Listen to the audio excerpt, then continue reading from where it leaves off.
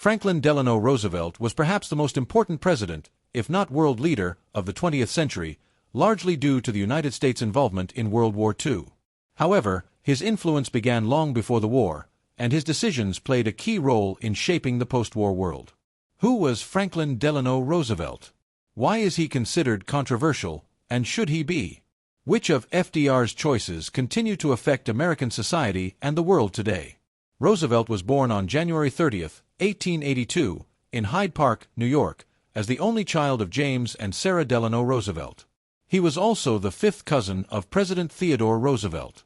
He received private tutoring at home until the age of 14, when he entered Groton Preparatory School in Groton, Massachusetts. In 1900, he enrolled at Harvard University, where he met Eleanor Roosevelt, Theodore Roosevelt's niece, who was actively involved in charitable work for the poor in New York City.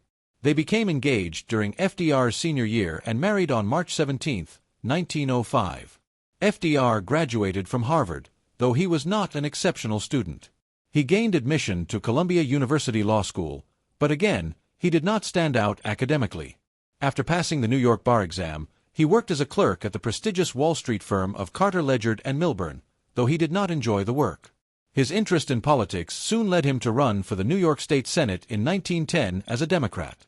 He initially waited to run because his more famous Republican cousin, Theodore Roosevelt, would have campaigned against him. FDR won the election at the age of 29 and gained national recognition by leading Democrats in opposition to Billy Sheehan, the Tammany Hall-backed candidate for the U.S. Senate. Within 3 months, Tammany Democrats switched their support to another candidate. He strongly supported Woodrow Wilson's presidential campaign in 1912 and won re-election to the state Senate, despite being afflicted with typhoid fever, which prevented him from actively campaigning. He had the support of Albany journalist Lewis McHenry Howe, who campaigned on his behalf. Wilson, remembering his loyalty, appointed FDR as Assistant Secretary of the Navy in 1913 under Secretary Josephus Daniels. After the United States entered World War I in 1917, which FDR supported, he gained a reputation as an effective administrator. In 1918, he toured naval bases and battlefields overseas, assessing conditions, taking notes, and making recommendations. Upon his return, Eleanor discovered that FDR had an affair with her social secretary, Lucy Mercer. Eleanor asked for a divorce, but FDR refused and promised never to see Mercer again, although he would eventually break this promise. The remainder of their marriage was largely maintained for political image and convenience. Roosevelt won the Democratic nomination for vice president in 1920, running alongside presidential nominee James M. Cox. Following Wilson's lead, FDR campaigned for U.S. membership in the League of Nations, but the Democrats suffered a landslide defeat to Republicans Warren G. Harding and Calvin Coolidge. Afterward, FDR left politics and became vice president of the Fidelity and Deposit Company of Maryland, while also working in other business ventures. In August 1921, while vacationing on Campobello Island in New Brunswick, Canada, he was stricken with poliomyelitis, leaving him almost completely paralyzed. His mother suggested he return to the family estate in Hyde Park, but Eleanor and Howe convinced him to remain politically active. Eleanor became an effective public speaker and deeply knowledgeable in politics, keeping FDR's public image alive. In 1924, FDR attended the Democratic Convention and nominated Governor Alfred E. Smith of New York for president, doing the same again in 1928. Smith encouraged FDR to run for governor of New York in 1928. Initially reluctant, Roosevelt eventually agreed. On Election Day, he won by 25,000 votes, despite New York State voting Republican in the presidential election following Herbert Hoover's landslide victory over Smith. Shortly after becoming governor, the stock market crashed, sparking a global economic crisis under Hoover's administration. On October 28, 1929, known as Black Monday, stocks plummeted 13% in one day, with the economy continuing to worsen. Several factors contributed to the crash. The post-World War I economy initially flourished, and many Americans relied on credit to purchase cars, appliances, and other goods on time payment plans. According to University of California, Irvine, economics professor Gary Richardson, the war had eliminated a lot of the cooperation between nations that were required to run the international financial system. While that greater worldwide public consumption method created a lot of wealth for business owners, it also made them vulnerable to sudden shifts in consumer confidence. Industrialized nations faced intense competition in global markets, and borrowing became commonplace, causing national currencies to lose value. In response, Congress enacted the Smoot-Hawley Act in early 1929, while the economy appeared strong. Following the Wall Street crash, President Hoover signed it into law in 1930. The law raised U.S. tariffs by an average of 16% to protect American factories from foreign competition, especially in steel. However, the move backfired when other nations imposed tariffs on U.S. exports.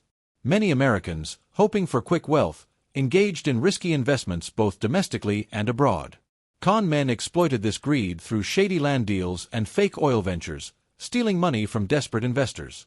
Despite the widespread financial risks, Wall Street remained the greatest source of potential loss. Investors increasingly bought stocks on margin, often putting down only about 10% of a stock's price and borrowing the rest, using the stock itself as collateral. Corporate stock prices soared, and brokers earned massive commissions. The Federal Reserve System, created in 1913 by Woodrow Wilson, was meant to ensure economic stability by controlling the money supply. However, it not only failed to prevent the Great Depression but may have contributed to it. Concerned about too much cash flooding the markets, the Fed tried to slow things down. According to Richardson, they got the stock market to come down, but then it came down a lot and then it came down very quickly. Professor Daniel J. Smith, director of the Political Economy Research Institute at Middle Tennessee State University, explained, there was a drastic 67% increase in the money supply between 1921 and 1929. It also led to unchecked speculation, forming a bubble in the stock market. Normally, overinvestment would trigger rising interest rates, acting as a natural brake to prevent a bubble. This didn't happen due to the easy monetary policies of the young Federal. After the crash, people began exchanging their paper dollars for gold, since the dollar was based on the gold standard. In 2004, Fed Chairman Ben Bernanke noted, as a result, the Fed raised interest rates to protect the dollar's value, but these high rates made it difficult for businesses to borrow the funds they needed to survive, and many ended up closing. By the time FDR became president, the unemployment rate had peaked at 25.6%, leaving nearly 1 in 4 American workers jobless. As governor of New York, FDR wanted his own staff, and his dismissal of those recommended by Smith caused a rift between them. During his first term, he focused on tax relief for farmers and cheaper public utilities. The popularity of these programs helped him secure re-election in 1930 by 725,000 votes. The Great Depression pushed FDR further to the political left, as he mobilized the state government to provide relief and aid economic recovery. In the fall of 1931, he persuaded the Republican-dominated legislature to establish the Temporary Emergency Relief Administration, which provided unemployment assistance to 10% of New York families. However, funding required higher taxes, primarily targeting his own wealthy upper-class minority. FDR's tax and spend approach positioned him as the frontrunner for the Democratic presidential nomination in 1932, though conservative Democrats posed a challenge. Winning the nomination required 2/3 of the convention votes. Speaker of the House John Nance Garner of Texas initially won the California primary, but at the convention, Garner released his delegates to FDR on the third ballot, securing the nomination on the fourth. Garner became the vice presidential nominee. Breaking tradition, FDR personally accepted his party's nomination, declaring, I pledge myself, to a new deal for the American people. Struggling under the Great Depression, Americans welcomed FDR's promises of federal intervention, seeing them as preferable to Hoover's policies. Ironically, at the same time, Adolf Hitler offered a similar platform to Germans facing unemployment and economic collapse. Both men promised public works, jobs, and government oversight of the economy. Roosevelt assembled advisors known as the Brain Trust and promised aid to farmers, public development of electric power, a balanced budget, and government policing of irresponsible private economic power. In the 1932 election, FDR received nearly 23 million popular votes to Hoover's 16 million, with an electoral vote of 472 to 59, while Democrats won majorities in both houses of Congress. FDR closely monitored Europe, noting that in Germany, 33% of voters supported the National Socialist German Workers' Party, which also promised jobs, education, military rebuilding, and public works. Unlike FDR, Hitler faced no congressional or judicial obstacles, allowing him to implement programs immediately. Outgoing President Hoover sought FDR's cooperation in addressing the worsening economic crisis, but FDR refused, understanding that it would have meant abandoning much of the New Deal. To fund his ambitious plans, FDR needed to cut some spending and raise taxes, though he maintained one highly controversial program, the Tuskegee syphilis experiments. This government-funded study, which began in 1932, enrolled 600 African-American men in Macon County, Alabama, to observe the progression of syphilis. Of these, 399 had the disease while 201 were disease-free. The participants, mostly poor, illiterate sharecroppers, were often seeing doctors for the first time. U.S. Public Health Service doctors falsely told them they were being treated for bad blood, a local euphemism for various illnesses, while instructing local doctors not to provide treatment so the study could continue. Men went blind, insane, and died, with their bodies autopsied for research. The program ran in secret until 1972, when the Nixon administration finally ended it. Similar experiments by Japanese Unit 731 and German doctors had led to Nuremberg trials and executions, yet FDR allowed Tuskegee to continue. The economy then plunged further. By FDR's inauguration on March 4, 1933, many banks had closed, industrial production had fallen to 56% of 1929 levels, 13 million workers were unemployed, and companies had lost 89% or more of their pre-depression value.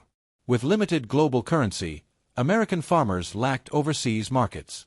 FDR addressed the nation via radio, declaring, "This great nation will endure as it has endured, will revive and prosper," adding, "The only thing we have to fear is fear itself," without detailing how he would implement or fund recovery. During his first 100 days, FDR presented Congress with proposals to promote economic recovery and provide relief for the poor and unemployed.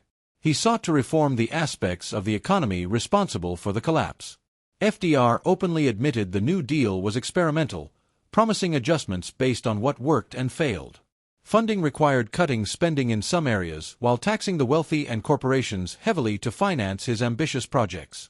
FDR's first action regarding the banking crisis was to order all banks closed, regardless of their solvency, to prevent depositors from withdrawing their money, a move he believed could topple the entire banking system. This bank holiday, combined with emergency banking legislation and his first national radio broadcast, later called a fireside chat, restored public confidence. When banks reopened, the feared runs did not occur.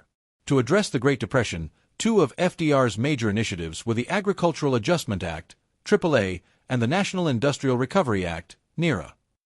The AAA aimed to raise agricultural commodity prices and increase the share of national income going to farmers. Its strategy involved providing subsidies to producers of 7 key commodities: wheat, corn, hogs, cotton, tobacco, rice, and milk, in exchange for reducing production, thereby cutting the surpluses that had driven prices down.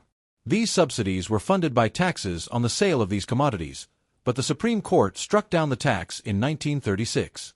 In response, FDR shifted the AAA's focus to soil conservation.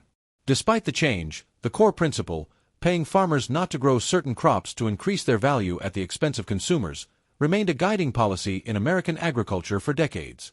The AAA was highly controversial because it required destroying newly planted fields while many Americans went hungry. FDR's priority was tax revenue rather than addressing widespread hunger. Over time, farmers' incomes rose, as did their taxes, but fewer crops in the market meant continued hardship for consumers. Farming incomes did not fully recover to pre-Depression 1929 levels until 1941. The NIRA was a two-part program. The first part allocated $3.3 billion for public works through the Public Works Administration, PWA. Had this money been quickly injected into the economy, it could have provided immediate relief and a temporary recovery. However, FDR prioritized preventing fraud and waste, and the PWA moved slowly, becoming significant only later in the New Deal. The second part, the National Recovery Administration, NRA, was responsible for creating and enforcing industry-wide codes, banning unfair trade practices, establishing minimum wages and maximum hours, guaranteeing workers' rights to collective bargaining, regulating production, and imposing price controls.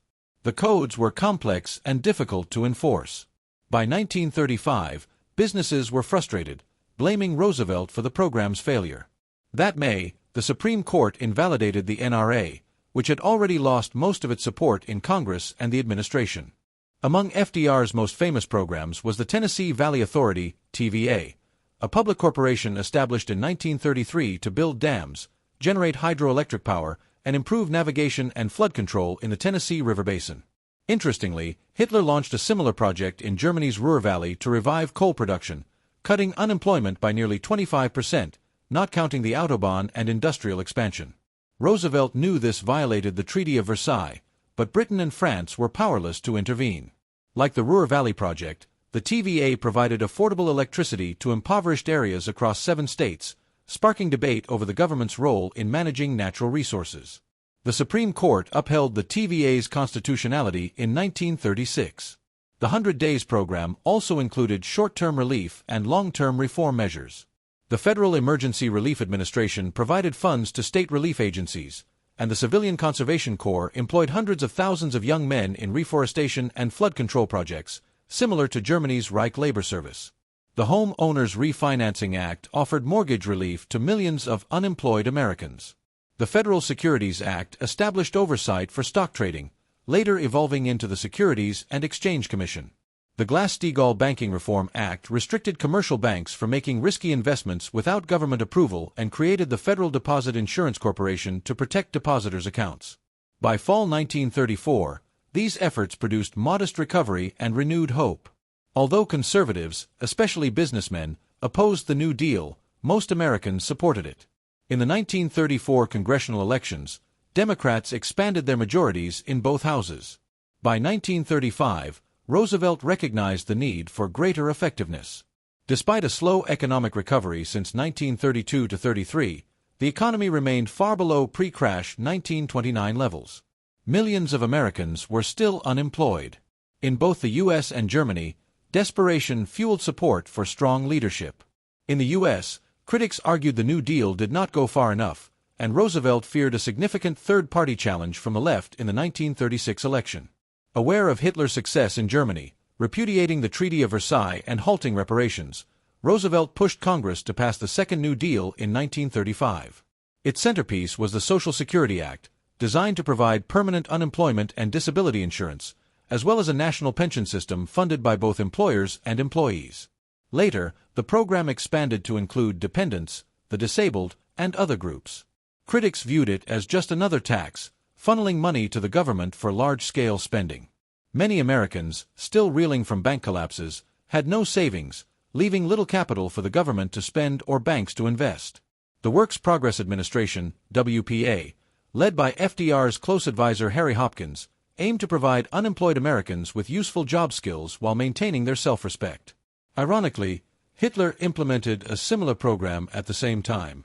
The WPA employed an average of 2.1 million Americans monthly on projects including roads, bridges, airports, public buildings, natural resource conservation, and cultural programs such as murals and local histories. The Wagner Act, also called the National Labor Relations Act, restored workers' rights to collective bargaining, which had been eliminated after the Supreme Court struck down the NRA. The National Labor Relations Board was established to resolve labor disputes and was initially well received. However, FDR's true stance on the matter became clearer later, as various labor unions went on strike, which is explored in Part 2 of this series. Another significant event was Congress passing the Soak the Rich tax, raising taxes on individuals with high incomes and large corporations. While this move was politically popular and aimed at appealing to the common citizen, the higher corporate taxes meant that businesses could not afford to hire more unskilled workers. In 1935, Congress also passed a series of laws, including the Neutrality Act, to limit U.S. involvement with nations engaged in conflict. FDR accepted these laws, knowing that any veto would have been overridden, but he consistently warned Americans about the dangers of isolating themselves from a world increasingly threatened by dictators in Germany, Italy, and Japan.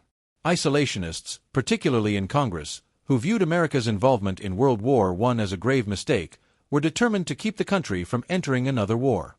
Republicans remained cautious, watching international developments closely and ready to attack Roosevelt at any sign of intervention.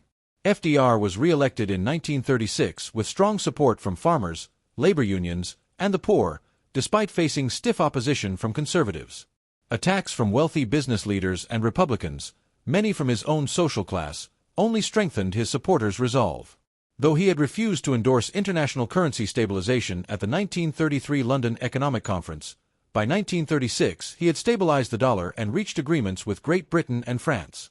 Congress agreed to recognize the Soviet Union, supported the Good Neighbor policy to improve relations with Latin America, and backed reciprocal trade agreements with several nations. In the 1936 election, Republican nominee Governor Alfred M. Landon of Kansas, a moderate politically and economically, received 16 million votes, while FDR won nearly 28 million, carrying every state except Maine and Vermont. In his second inaugural address, FDR declared, "If I see one-third of a nation ill-housed, ill-clad, ill-nourished, I'll make amends," promising to pursue further New Deal reforms. With large Democratic majorities in both congressional houses, his main obstacle was the Supreme Court, which had opposed several of his programs and posed challenges to the Social Security Act and Wagner Act. FDR could not openly challenge the Supreme Court, but he was determined not to let the Constitution or the justices block his agenda. In an attempt to make the court more favorable to his plans, he proposed the first court-packing initiative, allowing him to appoint a new justice for every justice over 70. The proposal sparked heated debate and was ultimately rejected, marking his first significant legislative defeat. Despite this, the court upheld both the Social Security Act and the Wagner Act, even though Social Security effectively imposed a third tax on the public. The United States had much to celebrate. The 1936 U.S. Olympic team performed exceptionally well in Berlin, and FDR invited the team to the White House, though he notably excluded Jesse Owens, the four-time gold medalist and world record holder. FDR's prejudice against black Americans was evident, as he took no action to end segregation in government services, the military, or society at large. By mid-1937, with the economy showing signs of improvement, FDR attempted to balance the budget by reducing government spending while keeping taxes high. This caused a sharp recession, returning the economy to the lows of 1932. Republicans had long warned him about the New Deal's volatility, forcing FDR to heed economic advisors from the opposition party who recommended deficit spending. Later in 1937, he implemented another massive government spending program, and by mid-1938, the crisis had eased. In October 1937, speaking in Chicago, FDR suggested that peace-loving nations make concerted efforts to quarantine aggressors. Though he intended this to mean that breaking off diplomatic relations was sufficient, his wording raised concern even among Democrats, forcing him to clarify his position on international intervention. His first major foreign policy challenge came on December 12, 1937, when Japanese forces sank the American gunboat USS Panay on China's Yangtze River. While Americans feared a push toward war, FDR accepted Japan's apology, diffusing immediate tensions. By 1938, opposition to the New Deal had grown. Conservative Southern Democrats openly resisted it, and FDR failed to unseat several in the primaries, earning accusations of attempting a political purge. The resulting discontent, combined with the New Deal's impact on big business, helped Republicans gain 80 House seats and 7 Senate seats. Despite Democratic majorities, a coalition of Republicans and conservative Democrats blocked much of FDR's legislative agenda. By 1939, foreign affairs demanded attention. A tragic example occurred on May 13, 1939, when the German liner St. Louis sailed from Hamburg to Havana with 937 passengers, mostly German and Austrian Jewish refugees, along with other Eastern European Jews. Although most held visas, Cuban President Federico Laredo Bru revoked them, allowing only 28 to disembark, and 22 of those had U.S. visas. Cuba's new entry rules required written authorization and a $500 bond, waived for U.S. tourists. Consequently, the ship could not dock, and neither the U.S. nor Canada admitted the passengers. Roosevelt personally denied entry, yielding to pressure from Southern Democrats whose support he needed. Ultimately, the passengers were allowed to land in Western Europe rather than return to Nazi Germany. Some eventually gained U.S. visas if they had sponsors or family, but 254, many accomplished professionals and their families, perished in the Holocaust. While often overlooked, FDR was also contending with global crises. Hitler's repudiation of the Treaty of Versailles, the occupation of the Ruhr, and the militarization of Germany, the annexation of Austria and Czechoslovakia, Japanese aggression in China and conflict with the Soviet Union in Mongolia, Mussolini's invasions in Albania, Ethiopia, and Libya, the Spanish Civil War between Hitler and Stalin's proxies, and China's internal civil war between Mao Zedong and Chiang Kai-shek. The world was changing for the worse, and FDR remained closely engaged in international affairs. Some historians suggest his New Deal policies mirrored trends set by authoritarian regimes abroad.